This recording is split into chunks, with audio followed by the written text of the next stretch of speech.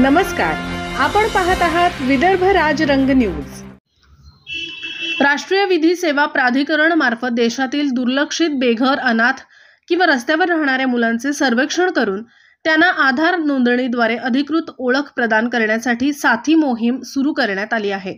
या मोहिमेचा शुभारंभ प्रभारी प्रमुख जिल्हा व सत्र न्यायाधीश तथा विधी सेवा प्राधिकरणाचे अध्यक्ष SASM अली यांच्या हस्ते करण्यात आला। यावेळी प्रमुख अतिथी म्हणून निवासी उपजिल्हाधिकारी गणेश खताळे, विधी सेवा प्राधिकरणाचे सचिव विवेक देशमुख, सहाय्यक लोक अभिरक्षक मनीष सावरकर आदी उपस्थित होते। ही मोहीम दिनांक 13 मे ते 15 ऑगस्ट या दरम्यान राबवण्यात येणार असून मोहिमेदरम्यान केवळ मुलांची ओळख निर्माण न करता त्यांना शिक्षण, आरोग्य, निवारा, सामाजिक समावेश आणि कायदेशीर संरक्षणाच्या दृष्टीने आवश्यक सेवा उपलब्ध करून दिल्या जाणार आहेत। ही मोहीम बालहित सर्वापरी या तत्वावर आधारित असून बालकांचे सर्वांगीण पुनर्वसन आणि विकास हे मुख्य उद्देश आहे। या प्रक्रियेमध्ये विधी सेवा यंत्रणा, शासकीय प्रशासन, पोलीस विभाग, सामाजिक संस्था आणि बाल कल्याण समित्या एकत्रितपणे काम करणार आहे।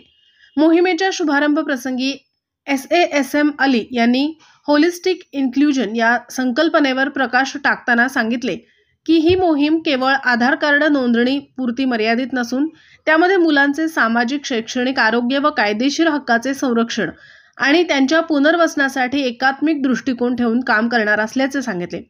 जिल्हा विधी सेवा प्राधिकरणाचे सचिव विवेक देशमुख यांनी साथी मोहिमेचा उद्देश, अंमलबजावणी, प्रक्रिया व अपेक्षित परिणाम याबाबत मार्गदर्शन केले।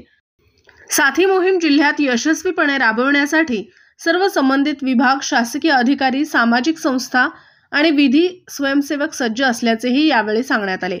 कार्यक्रमाचे प्रास्ताविक मनीष सावरकर यांनी केले।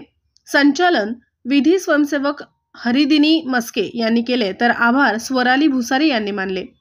जितू कोरडे, विदर्भ राजरंग न्यूज, वर्धा।